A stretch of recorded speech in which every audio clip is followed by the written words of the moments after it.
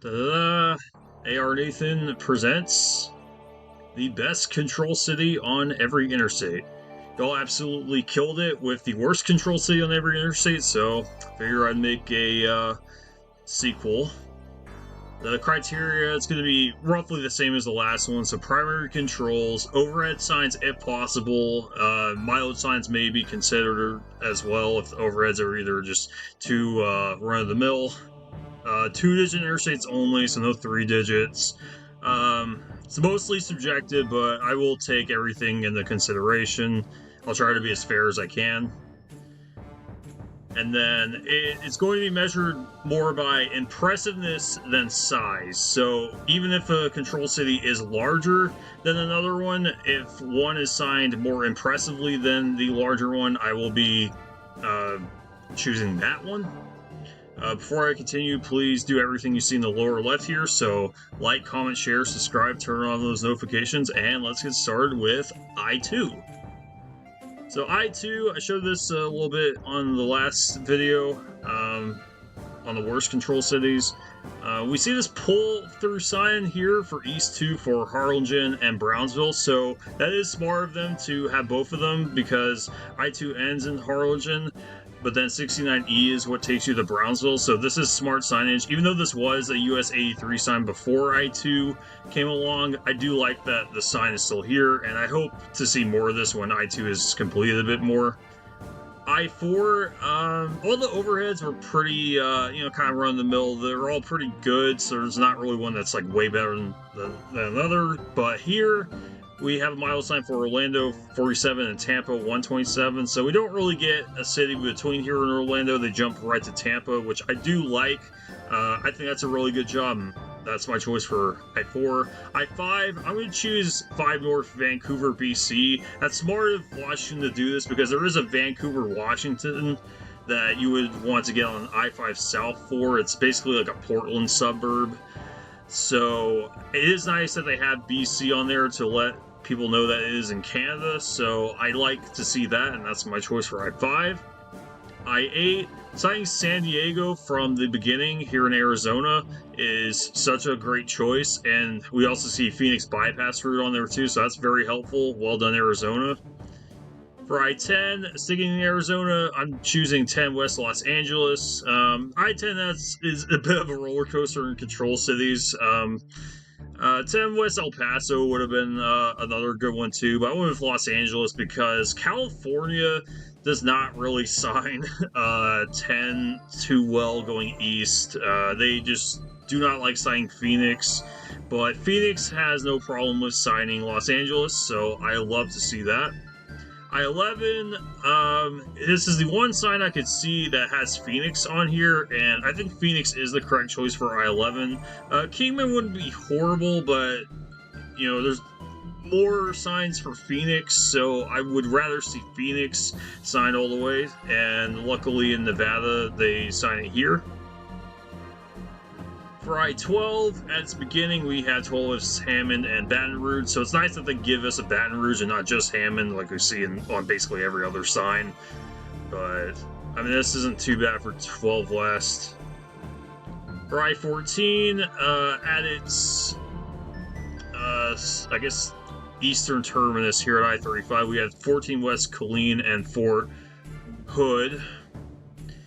But yeah, Killeen is going to be my choice. I mean, there's not a lot of big places on I-14 so far, so Killeen's the largest thing on it, so I agree with that.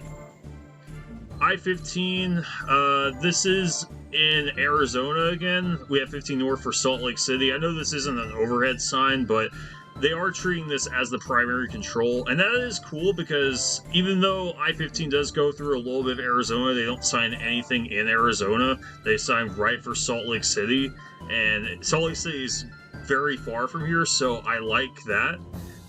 I-16, choosing Savannah. It goes all the way to Savannah, ends there. It's the correct choice, so nothing too surprising there. I-17, signed for Phoenix, is the absolute correct choice, and it's the largest city, so that's why I went with for that. For I-19, I'm picking Tucson. It's the larger of the two cities that it's signed for, so that's my reasoning there. For I-20, this is at the 281 interchange. And we have 20 west for Abilene and El Paso. Abilene is coming up, and that is the primary control as of right now, and they give us the next primary control of El Paso. And this is hundreds of miles before we get close to El Paso. 386 miles left of I-20 to go, and I-20 ends like 150 miles east of El Paso, so that is cool of them to sign. So, good job, Texas. I-22, 22 West Memphis is definitely the choice here. It's really the only time to sign Memphis until you get to Tupelo, so at least they signed it from the start. I-24, 24 East being signed for Atlanta and Knoxville. It's signed this way because it's going to be meeting with I-75, but both of these control cities are actually useful because 24 goes in the southeast direction, so it's going to be more likely to head to Atlanta. Traffic will be heading that way. And Knoxville is on there because 59 we just met along the way, and 59 is angling more northeast, so it gets Knoxville, so that's going to be a more likely control city for 59, even though 59 has ended and we're on 24 now, so that is a great sign, and probably my choice for I-24.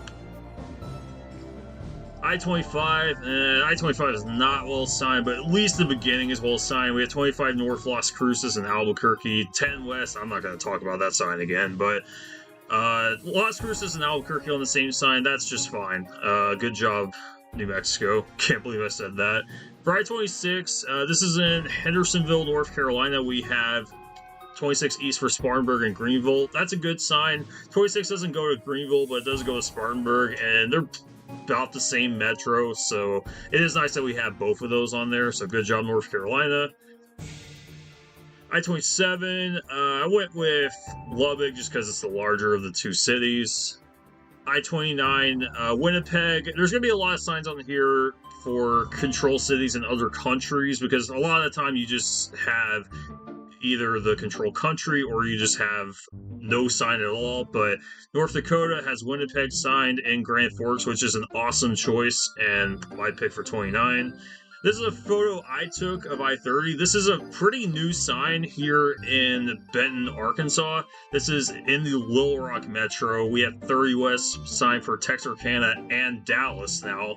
So Texarkana is an alright choice. I think going eastbound, it has more room to stand on. Westbound is still okay, but I mean, Dallas is huge, so you could argue that Dallas should be signed, but it is nice now that we have signs that both say Texarkana and Dallas. I hope to see more of these around central Arkansas, so Arkansas, it seems like they're improving with their signage, and I like their newer signs for sure.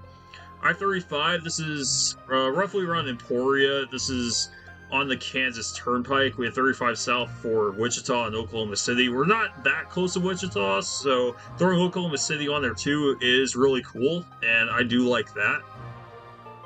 I-37, I'm choosing San Antonio. It's a larger city, and that Corpus Christi are signed basically throughout the interstate. I-39, I'm choosing Chicago because we're merged with I-90. 39 doesn't go to Chicago, but I think is the correct choice because 90 is the more prominent road here. I-40, Arizona again, 40 West Los Angeles, a great sign and absolutely what it should be. I-41, I'm going with Milwaukee here. This is here in Appleton. I don't think Fond du Lac would be that great going southbound, so I do like that from Appleton that we're signed for Milwaukee because it's the way bigger place, so this is a good job from Wisconsin. I-42, I didn't include it in the worst control cities, but I guess I'll talk about it here. Raleigh, this is really the only sign I can find online. It's the largest city it goes to. Definitely beats Kinston or whatever that one city is, which I would say is probably the worst on 42. 42 is kind of a weird road. So, yeah. 43, I'm going to say Milwaukee. We don't get anything for 41 here, which is kind of weird, but Milwaukee's definitely the correct choice here, and it's the larger of the cities. 44, here in St. Louis, I'm gonna say Tulsa here just because from St. Louis, it makes sense to sign a larger city instead of signing something like Rolla or even Springfield, because it could be confusing with Springfield, Illinois. So I think Tulsa is probably the most impressive thing on 44, because every other city is signed from just a few hours away. So I think Tulsa here is the best pick. I-45, this is one where it just depends on like what your preference is. Dallas is the larger metro, but Houston is the larger city. Dallas is a little more consistently signed, but Houston is signed at basically every like major place. So I don't know. I don't know what I would pick for this one. Probably Houston just because it's a larger city, but Dallas is a larger metro, so it's up to you. I-49, my pick here is actually going to be Fort Smith, because 49 doesn't go there yet. It's signed because US 71 takes you to Fort Smith, and it's kind of in a disconnected segment. So, yeah, I would say Fort Smith. Shreveport's kind of standard for here. Then Houston's only signed because it meets with Loop 151, which takes you to 59. But I'm going to say Fort Smith in terms of like actual 49 signs. I-55, I'm going to pick Chicago and Springfield being co-signed, because Springfield, I mean, it's important enough for this area, but because we're going north, Chicago is definitely the thing that should be signed. Springfield is, larger Illinois, but it makes sense as a secondary, so they do well there.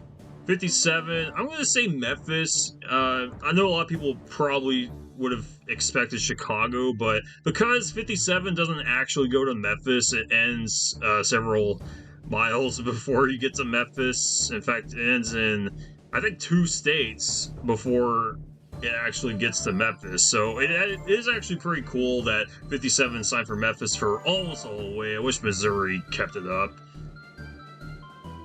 I-59, this is in Wildwood, Georgia, or near it. We have the 24 and 59 interchange, and 59 signed south for Birmingham, which is absolutely correct. Going this way, I wish Alabama recognized that 59 went there too. I-64, it was either going to be St. Louis or Louisville, but I'm going to say St. Louis just because I think it's the larger metro. And this is here in New Albany. They could have signed Evansville, even though 64 doesn't really go through Evansville, but you do take 64 to get to 69, which you would want to get to Evansville that way. So they could have signed Evansville just because it is a larger city in Indiana, but they went with St. Louis, which is great and the thing that should be signed. Evansville's fine as a secondary, though. I-65, I'm going to say Chicago. This is in Indianapolis. And they could have, again, same thing with Indiana on the last one. They could have signed Gary, which is where 65 actually ends, but Chicago is way larger and absolutely should be signed. That's why Indiana is so great with their signage. They could sign their own cities, but they signed the larger city, which is what I like to see. I-66, Washington, it's signed from its beginning, and that's what it should be signed for. So no real controversial stuff there.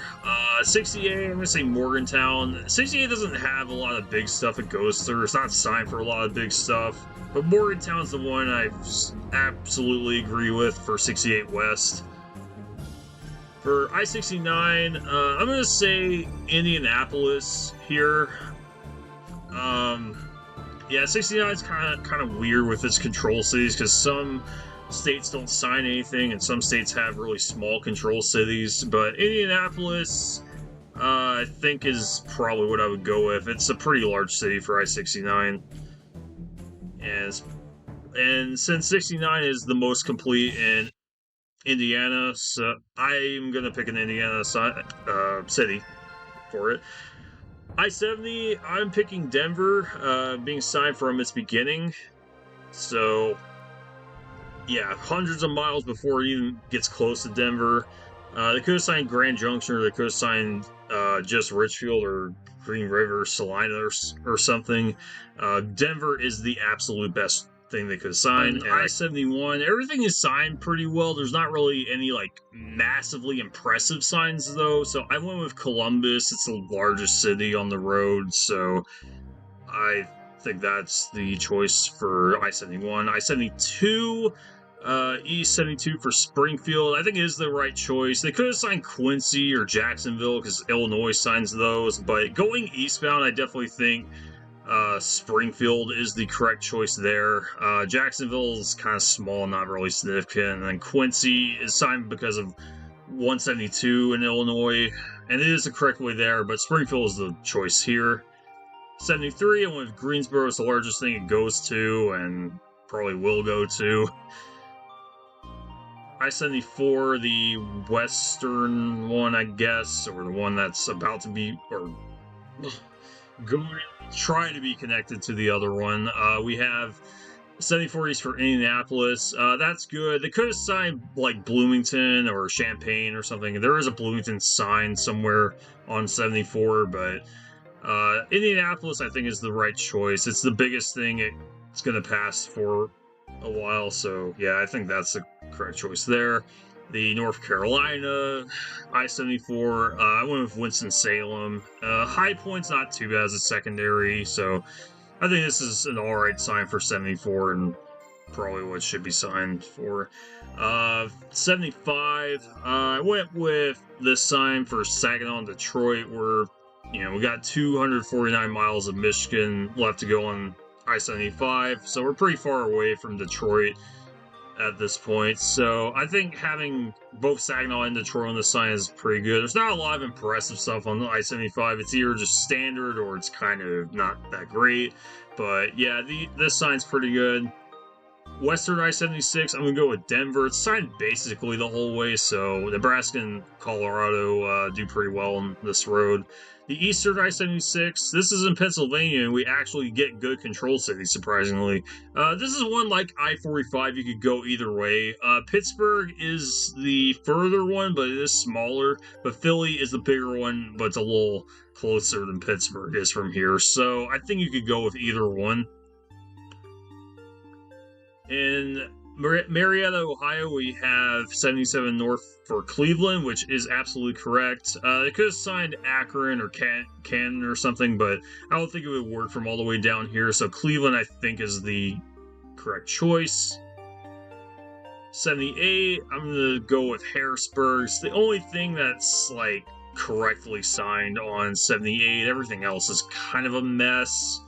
I mean, Allentown's okay, but going eastbound, like, nah, it should be New York City / Allentown.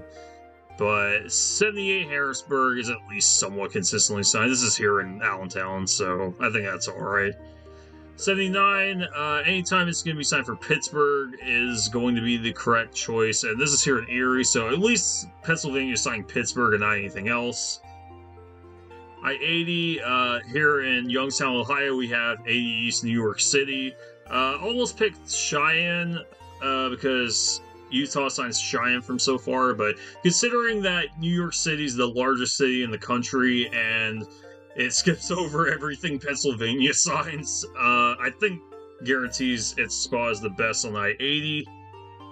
I-81, I'm going to pick the Kingsport-Knoxville sign here. We're here in Bristol, Virginia, so I think it does kind of make sense to sign 81 for another Tri-City, but also throw in Knoxville as the next city. And 81 doesn't make it all the way to Knoxville, so but it is what it should be signed for, so I do like that.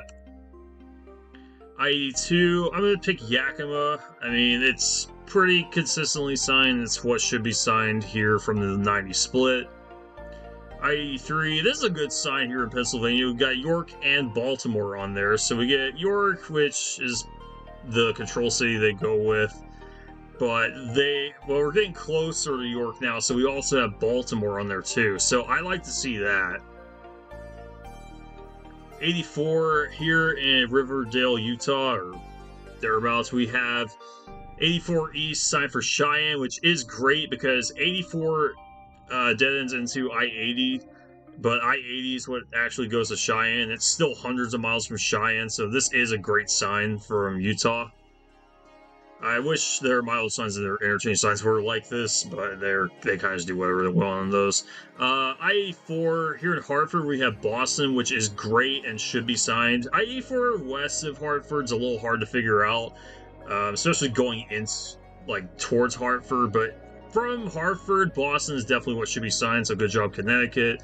I-85, not really anything impressive on the 85. I mean, it's all just kind of standard. It's mostly well signed, except for North Carolina and parts of Virginia, but I'm going to pick 85 South for High Point Charlotte. I think that's fine. Charlotte's like the largest thing, so yeah, that's fine.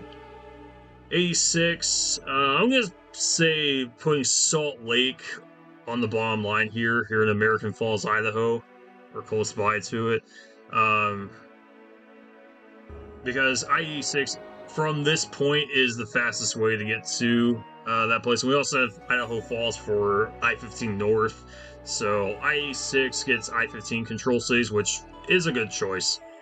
And then Eastern I-86, I'm going to pick this Corning Binghamton sign. Binghamton is still kind of far, so I like that they're signing something pretty far away. I-87, like the real I-87, we have north for Albany and Montreal. So we get an out-of-country control city with Montreal on here, but we also get Albany here since we're basically in Albany, but I think we're not close to downtown yet, so yeah, this is a pretty good sign, so good job, New York. The other I-87, I just went with Raleigh. It's the larger of the cities it goes to.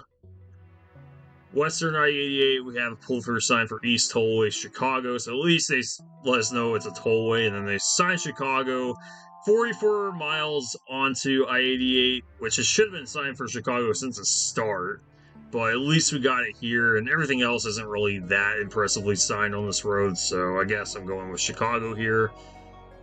And then Eastern I-88, I'm going to pick Albany. That is the correct choice from here. I-88 doesn't go through many large places, so I went with the most, like, the largest thing that's signed from decently far, so Albany's choice there. I-89, it also signs Montreal and the mileage signs, so I'm going to go with that. I-89 has a pretty small control cities, though. I-90, a little hard to pick for I-90. Like, the control cities are kind of messy on it, but here in Rapid City, South Dakota, we have Sioux Falls sign, which is pretty far away, and I do like that they sign it. Let me know if I missed one on I-90, but this is one I'm pretty comfortable with, so yeah, just let me know. I-91, it has a New York City sign, and we're getting close to New Haven, which New Haven is where 91 ends, but we do get New York City on there too, so I do really like that. I-93, we have Manchester and Boston signed, so we get two cities signed, and both pretty substantial, and then we get this A toll road thing here, which is a little strange, but hey, we have two great control cities on here, so that's great. And then here in North Dakota, we have 94 West for Billings, which is very far away, but is the correct choice, and North Dakota does a pretty good job as well. I-95, the sign here in Lorton, Virginia, we have 95 North for Baltimore and New York City. So New York City is signed pretty early, but it is a great sign because it shows that there's a lot of large cities coming up on I-95. They could have signed Philly, they could have signed like a number of other places, but this is here in the DC area, but I do like the sign. 95 is still the fastest way to New York City, so this is a W on I-95. I-96 here in Lansing, we were signed for Detroit. It's the largest thing. Everything's pretty consistently signed on I-96. I-97, I went with the largest one, Baltimore, since 97 is pretty well signed for the most part, so that's going to be my choice there. I-99, again, like, it's not signed super well, so I just went with the largest city on the road, so Altoona, and that'll be all the numbered roads. And then the Hawaii interstates, we have H1 signed for Honolulu. There's not a lot of interstate miles in Hawaii, so anytime the state capital is signed and the largest city is probably going to be the best choice. And then same thing with H2, it's signed from basically the start, so that's great there. Then H3, first overhead sign I can see is a pretty bad looking one. We have this sign, which I don't know if it's just an old sign or if it got hit by some bad storm or something, but we got H3 West for Pearl Harbor. That's kind of unique, and that's probably what I would pick for H3. And that's all the interstates. That's the best control city on each interstate. Thank you so much for watching, and we've been getting a lot of views lately, especially the worst control city video. I hope to see this one get so many views too. And we have so many new subscribers now. I'm up to, I think, about 254 as of recording this. It's probably going to be higher, but y'all have showed me some excellent support, and I plan on doing this for the foreseeable future. Thank you so much, and I hope you have enjoyed.